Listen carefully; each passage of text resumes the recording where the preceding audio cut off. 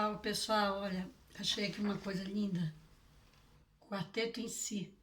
Isso aqui é quando eu fui no programa do Clodovil Noite de Gala, que a Suzy me indicou para ir lá. Nessa época eu trabalhava no Café Society. Aqui, Centro Cultural Vergueiro, 97, isso aqui. É a foto da terceira idade, show Chega de Saudade. E ali eu já tinha intitulado o grupo Arte Brasilis, né? Primeiro o grupo Flama, depois virou Arte Brasilis. Aqui com um momento de relax com a Nana, na casa do Riva, né? Lembra do Riva do Café São Paulo? E aí eu achei aqui, lembra que eu contei para vocês que a mamãe falou que ele era, eu contei a foto, que ele era caçador de escravos. Eu achei a foto. E aí a minha irmã também que veio me visitar, né, com o marido, a Babi, e nesse dia a gente estava aqui no, no nosso show, né, no meu show. Esse aqui é um dos shows no Tom Brasil. Não, Tom Brasil não, desculpa, Jazz Brasil. Sempre no Jazz Brasil. Que é 2006, quando nasceu a Bia. Mas eu ainda vou contar essa história para vocês. E aí eu queria voltar no Café São Paulo um pouquinho, que eu queria mostrar aqui os dois amigos que ficaram até hoje, sempre do Café São Paulo, e que eu conheci através do meu compadre Renato, né, a Denise e o Miguel. E aqui uma das minhas fãs favorosas de toda semana, de toda vez que eu cantava, a Vanessa e a filhinha dela. E aqui é o Adelso, meu sobrinho. E aí, gente, essa é a minha história com o Café São Paulo, né? Pena que eu não achei outras fotos mais interessantes com o Café São Paulo. Tinha uma foto com... eu mostrei a foto do Álvaro para vocês, né? Álvaro novinho, né? E aqui, olha, já começa a minha... Porque quando eu estava no Café São Paulo, eu viajei para o Japão, e aí foi essa época aqui que eu fiz com esse grupo, né? Que é no Japão, fui com esse grupo de bailarinos, com Numa, sempre com Numa, né? E aí aqui, gente, que era o trio inseparável, que a gente girava o Japão, eu, a Tânia, e essa mocinha que eu não me lembro o nome dela, né? Aqui tem a Paulina, tem a Ive, que é o grupo que a gente sempre se divertia juntos, né? Esse aqui é quando nós fomos pro Japão. Que sou eu, guarda, que linda, né? Pronta pro show. Aqui nós ficamos 45 dias em Hamamatsu. Não, desculpa, nós giramos o Japão, né? Esse aqui é o grupo que sempre é a Paulina. Tinha essa outra mocinha aqui que eu não me lembro o nome, que era no hotel onde nós fizemos o show. E aqui, ó, também. O legal desse trabalho no Japão com essas meninas, que eu conheci a Ive, e a Ive era minha filha, eu adotei a Ive como minha filha, que ela era mais novinha, mais louquinha, e aí ela era minha filha. Só que eu e a Tânia, a gente dava uns perdidos nelas e a gente ia passear. E aí a gente não queria aquele monte de gente colado na gente, porque a Tânia conhecia bem o Japão. Eu não conhecia tanto, porque quando eu fui com a Regina Tati, a gente ficou só em Shirahama, e aí girava muito pouco. E aí, quando eu voltei dessa viagem no Japão, foi quando nós começamos a história de gravar o disco, né, de gravar o meu disco. E ainda, gente,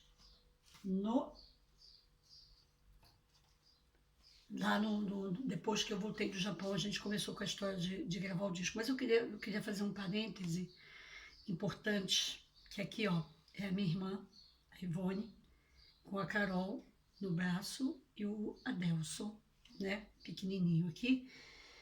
Foi quando ela veio, quando ela teve a Carol e quando eu trouxe ela para São Paulo, ela e o marido, ela e o Cláudio. Eles vieram para São Paulo, vieram para minha casa, ficaram na minha casa. Arranjei trabalho para o Cláudio lá nos bastidores, que na época eu trabalhava ainda com a Lília Gonçalves, né? E aí o Cláudio foi trabalhar como segurança lá. E aí, claro, eles ficaram em casa e depois a gente acabou pedindo para eles, né, arranjar um apartamento e ir para o apartamento deles. E aí, nessa época, foi quando o Hernande veio, que deu um pouco de confusão, porque a mamãe veio trazer o Adelso para ficar com a Ivone.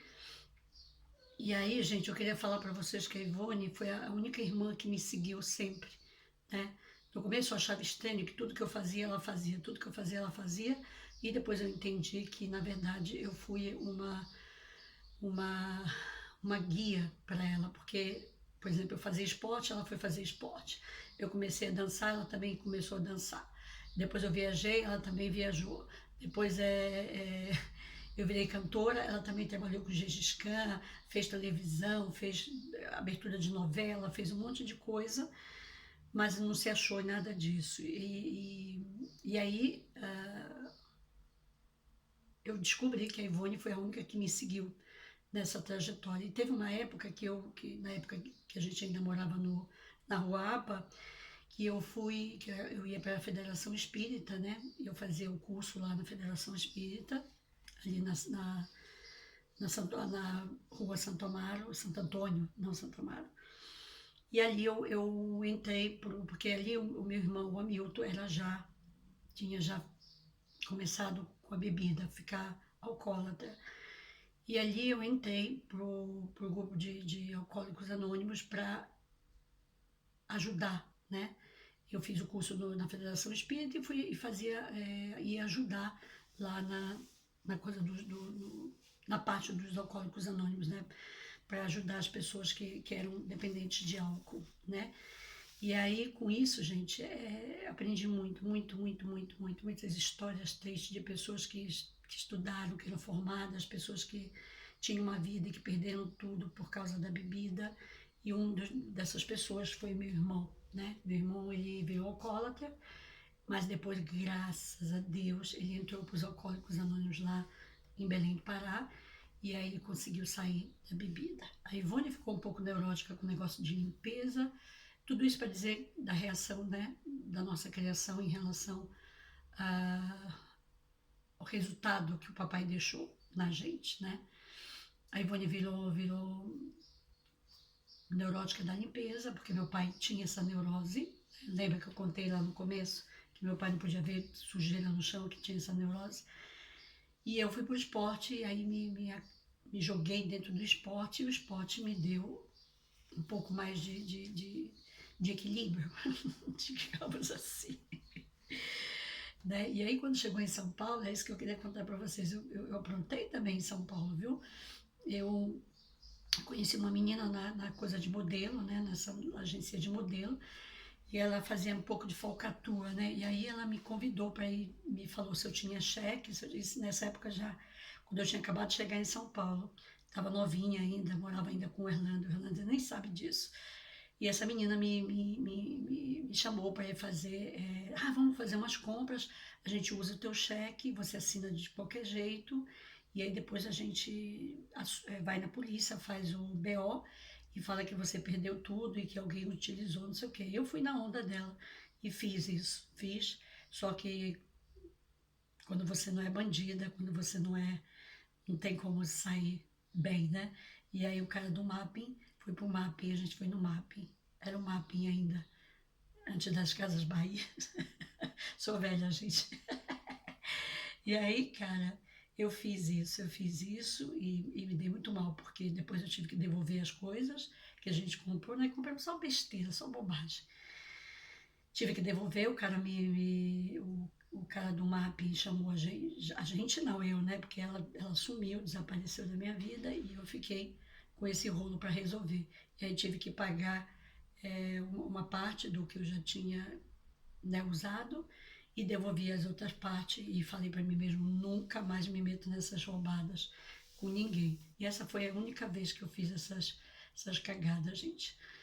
Isso quando eu cheguei em São Paulo. Bom, agora eu tô falando da minha vida pessoal, né? Eu falei da parte artística, do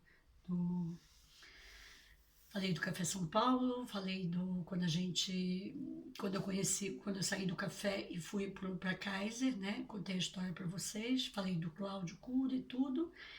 E aí agora eu queria voltar. Aí falei do Japão agora, né? Como eu fui depois que eu já estava no Café São Paulo, quando eu voltei em 99, ali eu já voltei com o disco, já levando o disco.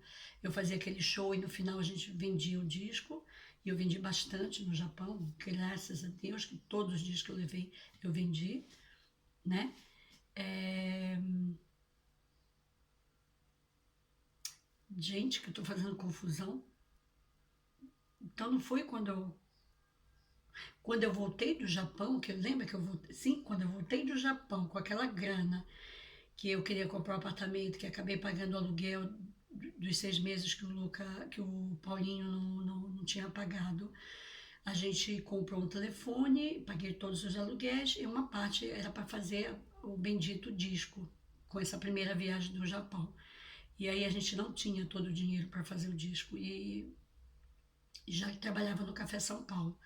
E aí eu fui para o Japão depois, quando eu já tinha gravado o disco. É isso, porque tanto que eu levei o disco para lançar no Japão, então ali já era 99. Quando eu fui, é, antes, inclusive tem na matéria do ESPN, quando né, volto do Japão já com o disco pronto, eu conto que foram 3 anos, gente, para gravar esse disco. E aí eu vou mostrar para vocês, vou mostrar o Vozes Paulistanas que eu prometi, né? E aí vou começar a falar agora do CD, de onde vem, porque foi forte gravar o CD, né? Gravar com uma pessoa que era muito negativa, que tinha muito medo, que era o Paulinho. E ele falava, eu queria convidar tantos músicos, tantas pessoas. Não, mas eles não vão topar, eles não vão topar. E no final o Proveta topou, todo mundo topou fazer o disco com a gente, porque o disco era bonito. E aí agora vou começar a falar do disco.